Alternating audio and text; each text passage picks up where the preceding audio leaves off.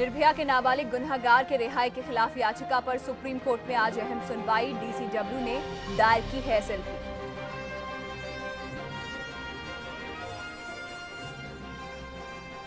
DDCA में धांधली के आरोपों पर जेटली का पलटवार। केजरीवाल और उनके साथियों के खिलाफ आज करेंगे मानहानि का मुकदमा।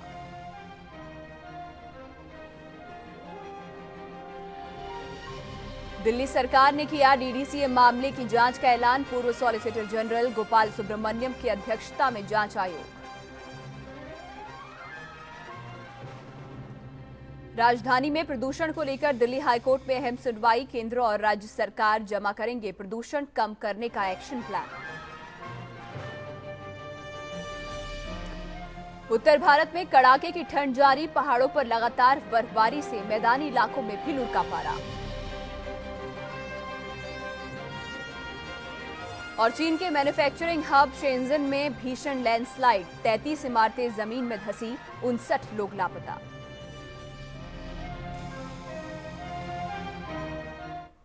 गुड मॉर्निंग, आप देख रहे हैं न्यूज वन इंडिया। मैं हूं आपके साथ रेखा कड़ाकोटी। आगे बढ़ेंगे खबरों के साथ, लेकिन पहले नजर 25 खबरों पर फटाफट।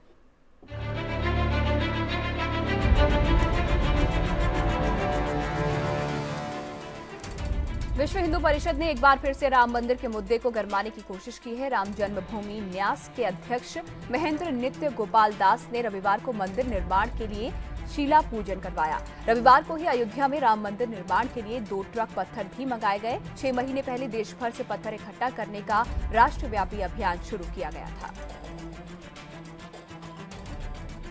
भगवान श्री राम की पावन जन्मभूमि पर मंदिर के निर्माण का समय आ गया है, जिसकी हम लोग बहुत काल से प्रतीक्षा कर रहे थे।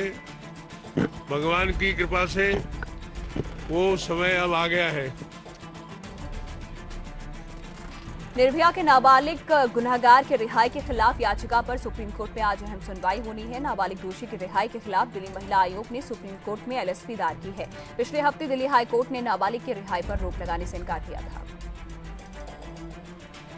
जस्टिस आदर्श कुमार गोयल और जस्टिस यूयू ललित की वेकेशन बेंच इस मामले की सुनवाई करेगी।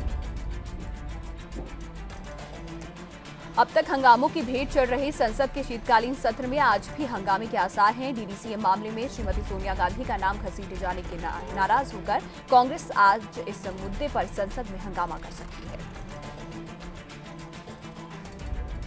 कांग्रेस वित्त मंत्री श्री अरुण जेटली के उस बयान से नाराज है जिसमें उन्होंने कहा कि डीडीसीए मामले में एक बीजेपी सांसद के कहने पर श्रीमती सोनिया गांधी ने उन्हें फंसाने की कोशिश की है।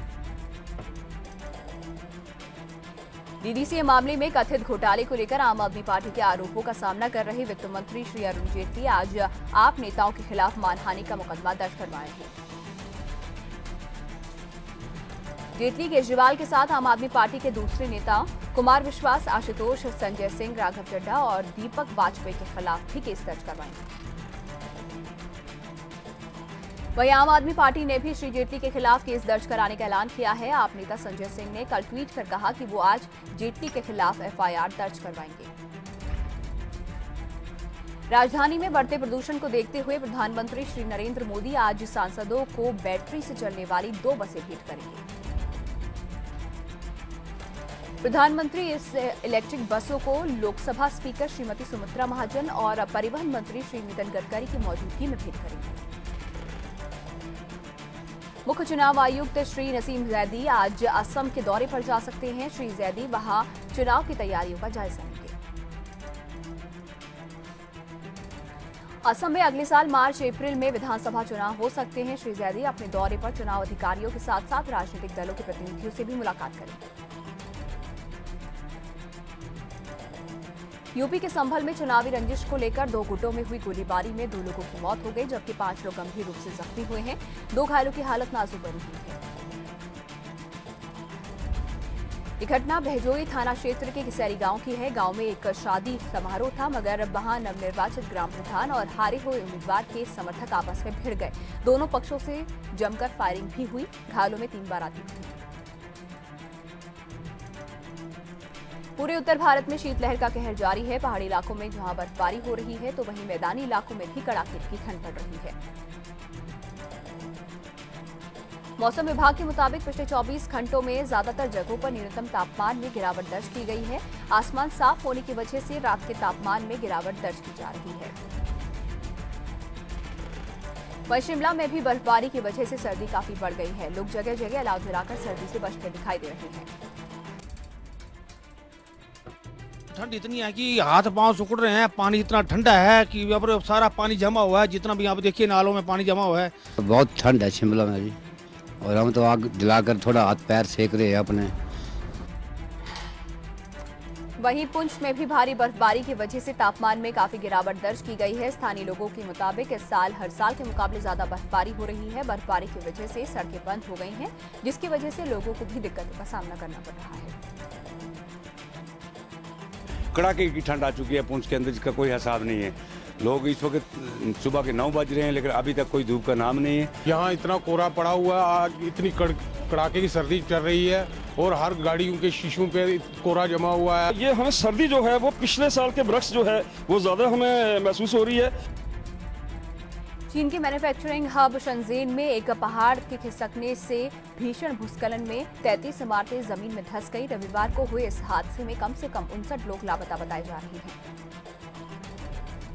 चीन की सबसे भीषण शहरी आपदाओं में शामिल इस घटना के बाद 14 लोगों को मिट्टी के नीचे से बाहर निकाला गया है। इस आपदा में दक्षिण चीन के नए औद्योगिक पार्क में एक बड़े इलाके को अपनी चपेट में ले लिया है। बीसीसीआई सेक्रेटरी अनुराग ठाकुर ने पाकिस्तान के साथ प्रस्तावित बायलैटरल सीरीज की संभावना को खारिज कर दिया है। ठाकुर ने कहा है कि अब दोनों ही देशों के क्रिकेट बोर्ड्स के पास इतना वक्त नहीं बचा है कि वो सीरीज आयोजित करवा सके। महेंद्र सिंह धोनी अगले साल होने वाले वर्ल्ड टी20 तक टीम इंडिया के कप्तान बने रहेंगे। ऑस्ट्रेलिया दौरे के लिए टीम के चयन के बाद चीफ सेलेक्टर संदीप पाटिल ने धोनी पर यह फैसला सुनाकर कप्तानी में बदलाव को लेकर चल रहे कयासों को खत्म कर दिया है।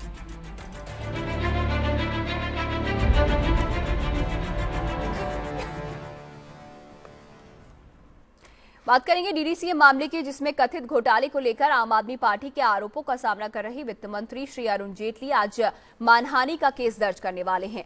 श्री जेटली आज दिल्ली के सीएम श्री अरविंद केजरीवाल और आम आदमी के कुछ दूसरे नेताओं के खिलाफ ये मानहानि का केस दर्ज करेंगे।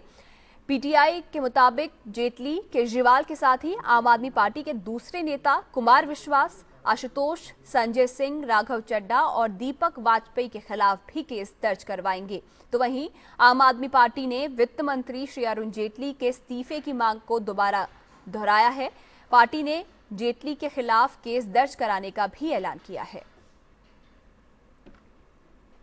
तो जेटली की ओर से मानहानि के मुकदमे की बात सामने आने के बाद आप नेता आशुतोष ने पलटवार किया है। आशुतोष ने ट्वीट कर जेटली को बीजेपी का सुरेश कलमाड़ी बताया है और कहा है कि मानहानि के केस से वो नहीं डरते, आरोपों पर जेटली जवाब दें। तो वहीं आम आदमी पार्टी के नेता श्री संजय सिंह ने भी आज श्री अरुण जेटली के खिलाफ एफआईआर दर्ज कराने का ऐलान किया है। श्री सिंह ने कल इस बारे में ट्वीट भी किया। क्रिकेट कॉमनवेल्थ के आरोपी अरुण जेटली जी, आप बीजेपी के कलमाड़ी हैं। चोरी और सीना जोरी नहीं चलेगी, भ्रष्टाचारी को भ्रष्टाचारी ही कहूंगा। सुना आपने? तो संजय सिंह की तरफ से ये ट्वीट किया गया, जिसमें ये भी उन्होंने कहा कि मैं सोमवार को अरुण जेटली और उनके साथी घोटालेबाजों पर एफआईआर दर्ज करवाऊंगा।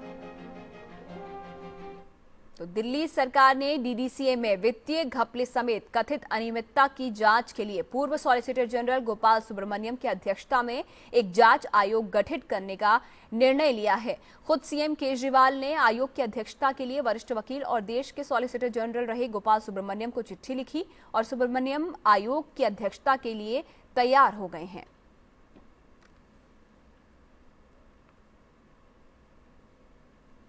और पूर्व क्रिकेटर और बीजेपी सांसद कीर्ति आजाद डीडीसीए स्कैम का खुलासा करने वाला सनसनीखेज वीडियो लेकर सामने आए हैं। इसमें फर्जी कंपनियों को करोड़ों रुपए के भुगतान किए जाने का दावा किया गया है। विकीलीक्स फॉर इंडिया के इस वीडियो में ये बताया गया है कि डीडीसीए ने ये तमाम भुगतान अरुण जेटली के अध्यक्ष रहते हुए किए हैं। यानी जारी राजनीतिक तूफान अब और बड़ा होने वाला है। फिरोज शाह कोटला स्टेडियम के रिनोवेशन के लिए 24 करोड़ रुपए का बजट निर्धारित हुआ, लेकिन खर्च हुए 114 करोड़ रुपए। रकम में इतना बड़ा फर्क क्यों आया और ये रकम किसे दिए गए? इन सवालों के जवाब 1999 से 2013 तक डीडीसीए के अध्यक्ष रहे और वर्तमान वित्त मंत्री अरुण जेटली से पूछे जाने लगे। लेकिन ये सवाल सियासी गलियारों में चक्कर काटते भर रहे और इन सब के बीच बीजेपी के सांसद और पूर्व भारतीय क्रिकेटर कीर्ति आजाद डीडीसीए में भ्रष्टाचार का खुलासा करने वाले कुछ खास वीडियो के साथ मीडिया के सामने आए, जिसमें बताया गया कि डीडीसीए ने एक लैपटॉप का एक दिन का किराया 16,000 रुपए दिया, जबकि डीडीसीए ने एक प्रिंटर का एक दिन का किराया 4,000 रुपए दिए। हम आपके सामने एक ऑडियो वीडियो प्रेजेंटेशन करेंगे जो विकीलीक्स फॉर इंडिया ने अलग अलग जाकर के उन कंपनियों को खोजा जिन कंपनियों को डीडीसीए में कॉन्ट्रैक्ट्स मिला था, और आप खुद देखेंगे तो समझेंगे 28 मिनट की वीडियो है और 5 भाग में है।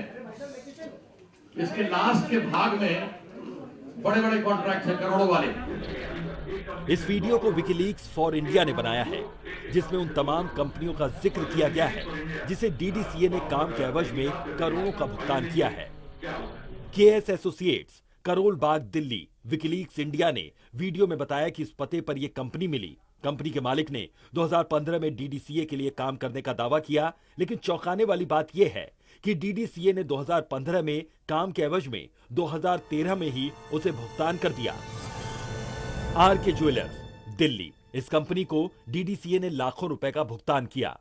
विकीलीक्स ने अपने वीडियो में बताया कि जांच के दौरान ज्वेलर्स ने डीडीसीए से किसी तरह के संबंध या उसके लिए कोई भी काम करने से मना कर दिया। अच्छी बात तो ये थी कि जांच में आरके ज्वेलर्स नाम की दुकान विकीलीक्स को मिल गई, लेकिन अभी भ्रष्टाचार के असली और बड़े पिटारों का खुलना बाकी था। सिटी टैक्स सॉल्यूशन, चित्रा विहार, दिल्ली। जांच में पता चला कि इस पते पर यह कंपनी कभी मौजूद ही नहीं थी, लेकिन इसे भी लाखों करोड़ रुपए डीडीसीए के खाते से मिले। मुंजाल कॉरपोरेशन, सदर बाजार, दिल्ली। जांच में इस पते को फर्जी पाया गया, लेकिन डीडीसीए ने इस काल्पनिक कंपनी को भी करोड़ों रुपए दिए। अगर इन तमाम बातों पर यकीन किया जाए तो कोई शक नहीं कि पिछले एक दशक में डीडीसीए में जमकर भ्रष्टाचार हुआ। खास बात यह है कि ये सारी गड़बड़ियां अरुण जेटली के अध्यक्ष रहते हुए हुई हैं, लेकिन हैरान करने वाले 5 वीडियो पैकेज लेकर आने वाले कीर्ति आजाद ने वित्त मंत्री जेटली पर कोई भी आरोप लगाने से इनकार कर दिया। तो मैं, अगर आप लोगों को सब दिख रहा हो तो हम इसके माध्यम से भ्रष्टाचार का खुलासा करेंगे। हमारा कतई किसी के विरोध, व्यक्तिगत रूप से कोई विरोध नहीं है, कोई नहीं, सिर्फ भ्रष्टाचार का विरोध है, वह बंद होना चाहिए। दरअसल कीर्ति आजाद 2009 से ही डीडीसीए में भ्रष्टाचार पर सवाल उठाते रहे हैं, लेकिन अब कुछ ऐसे सबूत उनके हाथ लगे हैं जो उनके आरोपों को अमली जामा पहनाते दिख रहे हैं। लिहाजा पूर्व क्रिकेटर कीर्ति आजाद ने इस भ्रष्टाचार के सीबीआई जांच करवाने की मांग की। तो अभी सीबीआई ने नोटिस दिया और सीबीआई ने नोटिस दिया, उसमें भी तीसरा नोटिस आ गया जिसमें उन्होंने आईपीएल के भी करार उन्होंने जो किए हैं उसके बारे में पूछा है। तो ये सारी चीजें हमारे सामने में है। अभी तक अगर कोई फाइनेंशियल इरेगुलरिटी बोलता है तो वह कंपनी लॉ बोर्ड ने देखा, उनको बाउंड्री कर दिया। अभी क्रिमिनल एस्पेक्ट नहीं देखा गया कि क्रिमिनल एस्पेक्ट में कहां पर कैसे आगे कार्रवाई की जाएगी। क्रिमिनल एस्पेक्ट तो तभी होगा जब सीबीआई करेगी, लेकिन मेरा तो अनुरोध होगा कि इसके अंदर एनफोर्समेंट डायरेक्टरेट और डीआरआई लगनी चाहिए। इस खुलासे के दौरान कीर्ति आजाद आए तो पूर्व क्रिकेटर के तौर पर, लेकिन उन पर राजनीतिक रंग न चढ़े ये मुमकिन नहीं था। आरोपों के घेरे में वित्त मंत्री हैं, वीडियो दिखाने वाले उन्हीं की पार्टी के सांसद हैं। ऐसे में इस पूरे खुलासे को खेल की सफाई से ज्यादा सियासी चाल के तौर पर भी देखा जा सकता है, और यही वजह है कि कीर्ति आजाद ने इसके लिए भ्रष्टाचार के खिलाफ जंग छेड़ चुके प्रधानमंत्री नरेंद्र मोदी को अपना रोल मॉडल बताया और कहा कि पीएम मोदी के इसी मिशन ने उन्हें इस खुलासों के लिए प्रेरित किया। कि मैं अपने प्रधानमंत्री जी का बहुत बड़ा फैन हूं। भ्रष्टाचार हटाने के लिए जो उन्होंने मुहिम तेज की है, चलाई है, उसका समर्थन करते हैं। और यह मामला सामने आया है, वो कतई कोई व्यक्तिगत न ले। यह हमारी लड़ाई बड़े पुराने दिनों से चल रही है। करप्शन को लेकर मोदी गवर्नमेंट का जीरो टॉलरेंस डीडीसीए स्कैम में दिखेगा या नहीं, इसका जवाब ढूंढना फिलहाल जल्दबाजी होगी, क्योंकि खेल संगठन की ये गड़बड़ी सियासी गलियारे में फिसलन पैदा कर सकती है। बीजेपी सांसद और पूर्व क्रिकेटर कीर्ति आजाद ने डीडीसी में हुए भ्रष्टाचार पर खुलासा कर सीधे तौर पर अरुण जेटली पर निशाना तो साधा, लेकिन सीधे तौर पर उन्हें जिम्मेदार मानने से इनकार भी कर दिया। अब ये मामला कितना राजनीतिक रंग लेता है या फिर बीजेपी की कितनी सरदर्दी बढ़ाता है, ये टॉकिंग पॉइंट बना रहेगा। कैमरामैन जुगल किशोर के साथ Gaurav Agarwal, news world India, Delhi.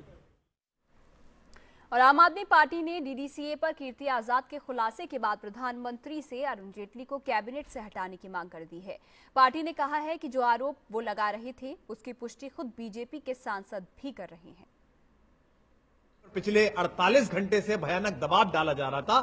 Bhajpa के संगठन मंत्री जो संघ की परंपरा से आते हैं वो उनके घर गए, भारतीय जनता पार्टी के राष्ट्रीय अध्यक्ष ने बुलाकर उनकी पेशी लगाई, लेकिन चूंकि एक स्वाधीनता सेनानी के पौत्र हैं और नाम के साथ ही आजाद जुड़ा हुआ है, उन्होंने मिथिला की सत्य के साथ चलने वाली परंपरा का पोषण किया कि ना खाऊंगा ना खाने दूंगा का नारा लगाने वाले माननीय प्रधानमंत्री जी, आपके ऊपर यह ओनस है कि आप अपने मंत्रिमंडल में, अपनी किचन कैबिनेट में, अपने 1, 2, 3 नंबर की पोजीशनिंग में क्या ऐसे व्यक्ति को स्वीकार करेंगे जिसके पास देश की वित्तीय संस्थाओं का नियंत्रण हो और जिसके ऊपर जो आरोप लगे हों वो सिद्ध हो रहे हों कि उनकी देखरेख में, उनकी अध्यक्षता में, उनके संरक्षकत्व में करोड़ों करोड़ रुपए का घोटाला हुआ और उन्होंने स्वीकार किया कि यह घोटाला हुआ है। आम आदमी पार्टी और बीजेपी सांसद के आरोपों को डीडीसीए ने बेबुनियाद बताया है और इस मामले में वित्त मंत्री अरुण जेटली का नाम घसीटना दुर्भाग्यपूर्ण बताया है। डीडीसी के पदाधिकारियों ने यह दावा किया है कि जिन बिलों और कंपनियों का हवाला दिया जा रहा है वो ना तो डीडीसीए के लिए काम करती है और ना उन्हें किसी तरह का भुगतान किया गया है। डीडीसीए ने यह भी दावा किया कि दिल्ली सरकार ने इसकी जांच के लिए अनधिकृत रूप से जो कमेटी बनाई है उसके अध्यक्ष सुब्रमण्यम डीडीसीए के खिलाफ आरोप लगाते रहे हैं और वो दिल्ली सरकार के वकील भी हैं। जो फैक्ट फिगर वो लोग दे रहे हैं वो सारी फैक्ट फिगर उनके हमारे हिसाब से बिल्कुल गलत हैं। केवल एक कंपनी उनमें से है जिसके साथ में हमारे प्रोफेशनल कॉन्ट्रैक्ट किया था, कुछ उनकी सर्विसेज हमने ली थी, वाज कंसल्टेंसी। उसके अलावा जितने भी नाम उन लोगों ने वहां पर लिए हैं वो सारे के सारे नाम बिल्कुल गलत हैं। एक भी नाम के साथ में डीडीसीए का कोई कनेक्शन नहीं है, कोई बिल हमारा वहाँ उनका अकाउंट फॉर्म नहीं हुआ है, कोई जमा नहीं हुआ है, कोई पेमेंट नहीं हुआ है। First, they don't have the power to set up a commission. This Home Ministry has made it very clear. Delhi government doesn't have the power. Second, 2 subjects. One is land, and we are registered under the company. And third, I would like to tell you that they have appointed Subramaniam as their chairman of the probe. And Subramaniam has been their lawyer also, and they are making their judge also. और कीर्ति आजाद के साथ team India के पूर्व captain Bishan Singh Bedi ने भी जेटली के खिलाफ मोर्चा खोल दिया है, लेकिन केंद्रीय मंत्री रविशंकर प्रसाद ने जेटली का बचाव किया है। This is the first time I am watching the CD also, and it's pretty clear, right? जितना मर्जी कह ले कि हमने कुछ नहीं किया और ये हंगामा ऐसे उठा रहे हैं, ये there cannot be any fire without smoke. ये तो आप जानते हैं ना। तो आज वो मौका मिला है कि इसके हमें विजुअल प्रूफ भी दिखाने का जो अवसर मिला है वो दिखा सके हम। जहां तक दिल्ली क्रिकेट का सवाल है, पहले भी यूपीए की सरकार में सीरियस फ्रॉड ऑफिस के द्वारा इंक्वायरी हुई थी, उसने उनके खिलाफ कुछ नहीं पाया। अब बाकी जो आरोप लगे हैं, डीडीसीए अपना एक फैक्ट फाइंडिंग कमीशन बनाया है, उसमें देखेंगे, लेकिन राजनीतिक पूर्वाग्रह से इस पूरे विषय को जो उठाने की कोशिश की जा रही है, तो मैं उन लोगों ने से भी कहूंगा कि जो भ्रष्टाचार के खिलाफ लड़ते थे या लड़ने का दावा करते थे, वो आज भ्रष्टाचार में लगे हुए कुछ पदाधिकारियों को बचाने की कोशिश क्यों कर रहे हैं। कीर्ति आजाद और बिशन सिंह बेदी जैसे पूर्व क्रिकेटर्स के खिलाफ में बोलने से वित्त मंत्री अरुण जेटली की मुश्किल बढ़ती दिख रही है, लेकिन इसी बीच पूर्व क्रिकेटर वीरेंद्र सहवाग और दिल्ली के कप्तान गौतम गंभीर के सामने आने से काफी हद तक तस्वीर बदलती दिख रही है। सहवाग और गंभीर ने तमाम आरोपों को खारिज करते हुए खुले दिल से जेटली का समर्थन किया है।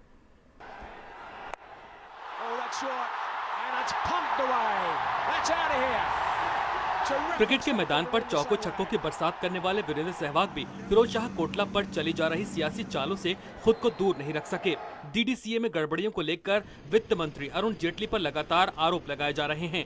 लंबे अरसे तक डीडीसीए के लिए खेलने वाले सहवाग अरुण जेटली को करीब से जानते हैं, लिहाजा इसी बिना पर ट्विटर पर ही सही वीरू स्कैम के आरोप झेल रहे जेटली के समर्थन में सामने आ गए हैं। मेरे दौर में जेटली जी को अगर किसी खिलाड़ी के आश्चर्यजनक ढंग से चुने जाने की शिकायत मिलती थी तो उसे न्याय मिलता था। जेटली जी तत्काल योग्य खिलाड़ियों के साथ न्याय करते थे। सहवाग की इन बातों का अरुण जेटली को सियासी फायदा मिल सकता है, लेकिन वीरू की इस राय को राजनीति से जोड़कर देखा जाना शायद सही नहीं होगा। अरुण जेटली 1999 से 2013 तक डीडीसीए में एक्टिव थे और इसी दौरान सहवाग को वो तमाम मौके मिले जो किसी क्रिकेटर का सपना हो सकता है। जेटली के डीडीसीए में आते ही 1999 में वीरेंद्र सहवाग ने वनडे टीम में डेब्यू किया। जब वीरू ने 2001 में टेस्ट क्रिकेट में डेब्यू किया तब भी जेटली डीडीसीए में थे। टीम इंडिया में मौका मिलने के बाद वीरू ने कभी पीछे मुड़कर नहीं देखा। अगर जेटली उस वक्त डीडीसीए में नहीं होते तो मुमकिन है सहवाग ने इन बुलंदियों को भी नहीं छुआ होता। डीडीसीए में तमाम लोगों से बात करना अपने आप में एक सपना था, लेकिन मुश्किल भरे वक्त में अरुण जेटली जी खिलाड़ियों के लिए हमेशा उपलब्ध रहते थे। दरअसल सहवाग ट्वीट कर मुश्किल में दिख रहे जेटली को अपने पुराने दिनों के लिए शुक्रिया कहना चाहते हैं और कोई शक नहीं कि वित्त मंत्री को वीरू के सपोर्ट का फायदा भी मिलेगा। वीरेंद्र सहवाग के बाद दिल्ली टीम के कप्तान गौतम गंभीर भी अरुण जेटली के समर्थन में सामने आ गए हैं। जेटली जी थे 2013 तक, जैसे समय उनका इंटरेक्शन रहा उनके साथ, मुझे नहीं लगता कि ऐसा कोई करप्शन हुआ है डीडीसी में, टू बी ऑनेस्ट। और मुझे ये भी नहीं लगता, क्योंकि जितना मेरे उनके साथ इंटरेक्शन हुआ, आई थिंक उस टाइम तक डीडीसी के अफेयर्स बहुत बेटर थे प्लेयर्स के लिए। और हर तरीके से अगर कोई भी चीज़ अगर दिल्ली में अच्छी हुई है, चाहे वो स्टेडियम हो, चाहे वो क्रिकेट के लिए फैसिलिटीज़ हो, वो तभी हुई हैं जब जेटली जी एज प्रेसिडेंट थे।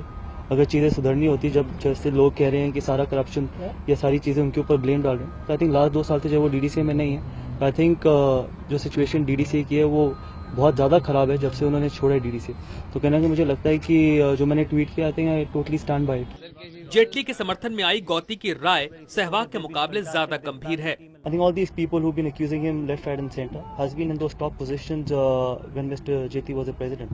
They've been part of the cricket improvement committee. They've been given those topmost positions, and they were able to do nothing for Delhi.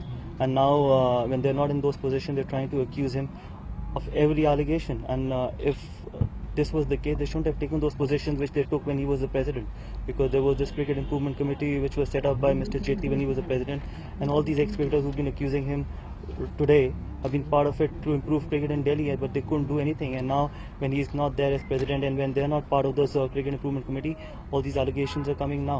They shouldn't have taken those positions if this was the case. Gautam, Kirti Azad और बिशन सिंह बेदी जैसे पूर्व cricketer से सीधे भिड़ गए हैं। खास बात यह है कि गंभीर ने ये टक्कर क्रिकेट खेलते हुए ली है, यानी जेटली के समर्थन में सामने आना संन्यास ले चुके सहवाग के मुकाबले गंभीर को ज्यादा फायदा या फिर ज्यादा नुकसान पहुंचा सकता है। लेकिन इन दोनों खिलाड़ियों का सपोर्ट डीडीसीए स्कैम को लेकर लगातार आरोप झेल रहे वित्त मंत्री के लिए सिर्फ और सिर्फ राहत पहुंचाने वाला है। Sports desk, news world India. और अब तक हंगामों की भेंट चढ़ रहे संसद के शीतकालीन सत्र में आज भी हंगामे के आसार हैं।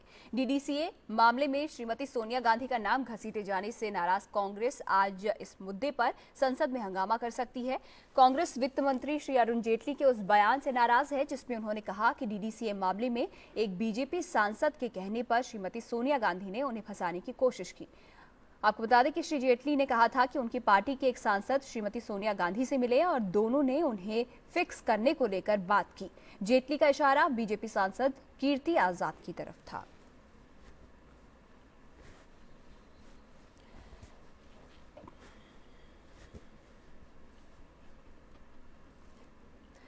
उत्तराखंड के एक कांग्रेसी विधायक फिर से विवादों में है। विधायक का हथियार प्रेम इस बार भी विवाद की वजह बना है। उत्तराखंड के खानपुर से विधायक कुंवर बड़व सिंह चैंपियन के डांस का एक ऐसा वीडियो सामने आया है जिसके बाद विवाद खड़ा हो गया है।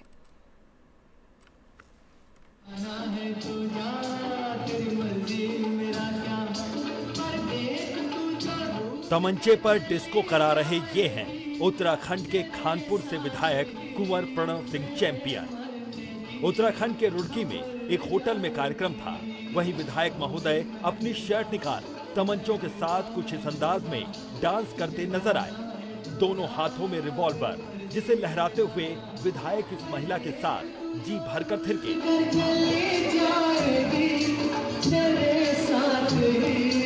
विधायक प्रणव सिंह जब इस अंदाज में डांस कर रहे थे तो बड़ी संख्या में लोग भी मौजूद थे। उधर विधायक इस बात से बिल्कुल बेखबर थे कि इन तमंचों से कुछ अनहोनी भी हो सकती है। ये पहली बार नहीं है कि जब इन दबंग विधायक महोदय ने तमंचा निकाला हो। इस पर विवाद भी खूब खड़े हुए हैं। बावजूद इसके विधायक कुंवर प्रणव सिंह चैंपियन असलहों का मुंह नहीं छोड़ पा रहे हैं। कभी वो मंच से जनसभा के दौरान फायरिंग कर देते हैं तो कभी नेताओं की दावत में फायरिंग। हर जगह असलहों का प्रदर्शन करना मानो उनकी आदत में शुमार हो चुका है। विवाद हर बार होता है। साफ है विवाद तो इस वीडियो के बाद भी होगा, लेकिन विधायक महोदय की सियासत हमेशा चमकती ही रही है। Pankaj Kaushik, news world India, Roorkee, Uttarakhand. और बात चीन की करेंगे। चीन के सबसे विकसित शहरों में शामिल शंजेन में एक पहाड़ से मिट्टी खिसकने के चलते भीषण भूस्खलन में 33 इमारतें जमीन में धंस गई।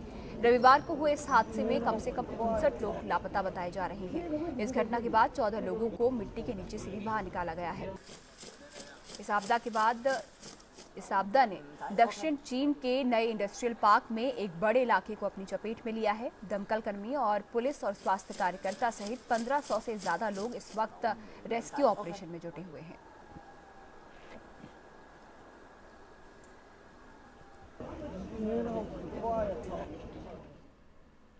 और इस बुलेटिन में फिलहाल इतना ही। रुकेंगे यहाँ पर एक छोटे से ब्रेक के लिए। आप बने रहिए न्यूज वर्ल्ड इंडिया के साथ।